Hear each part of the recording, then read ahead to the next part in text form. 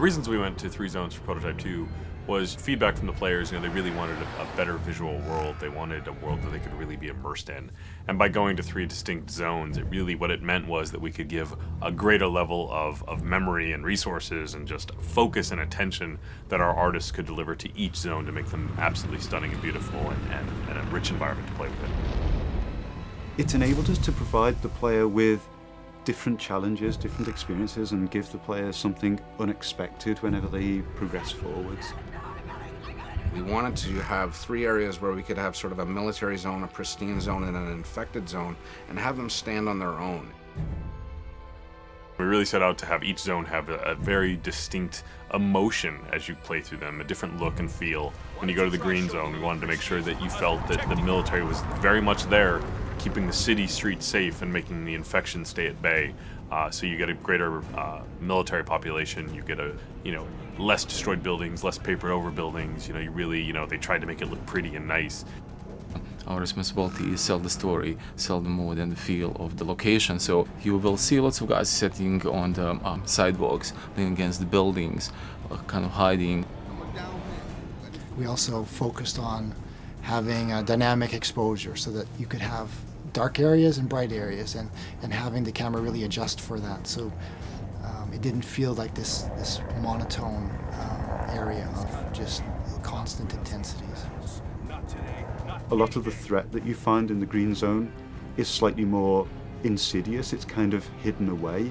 It's not as overt as in the yellow zone where there's military absolutely everywhere, but as you dig deeper into the green zone, you start to understand that it has its own set of secrets in there, which I'm not going to go into details in this particular conversation. The yellow and the green zone represent sort of the progression to the red zone. The green zone starts out as a living normal civilization where people are still going about their daily work. They're still doing their normal things. The yellow zone is more of a camp where things have gone wrong. They've moved people in, they've moved people out. It's a military quarantine zone. No one moves anywhere without moving through checkpoints. Your yellow zone, we really wanted that feeling of oppression. We really wanted that feeling of too many people crowded into a small space. We wanted to make you feel that Gentek is performing experiments on the human population.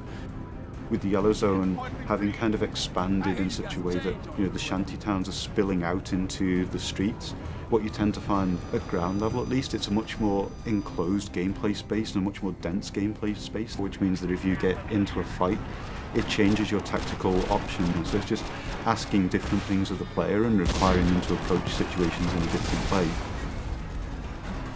The checkpoints are far more important. The places where the military lineup meets the protesters is a far more interesting space than just a space that's completely filled with military or a place that's completely filled with infected. So as you go through each zone, you really will feel, this is the heart of darkness. This is sort of the safe zone. And this is kind of the, overcrowded, too many people, and even the people within that, the general population. You'll feel what those people are feeling. When you get to the green zone, you've got people milling about much more naturally, and then when you get to the red zone, you're going to be hard-pressed to find just Joe civilian. You're going to find a lot of infected. You're going to find a lot of people worried for their life. So the zones are actually unlocked in a linear sequence as you go through the game. So you'll start out in the yellow zone, and then through the course of events you get dragged on into the next zone and then the zone after. But once you've unlocked any given zone, you're free to travel between them at will to complete any of the side missions or other content that you may not have finished there, or things that you want to go back to try and to improve your performance at, etc. Prototype 2 is still very much a completely open world game where you have total flexibility to go wherever you want and do whatever you want whenever you want.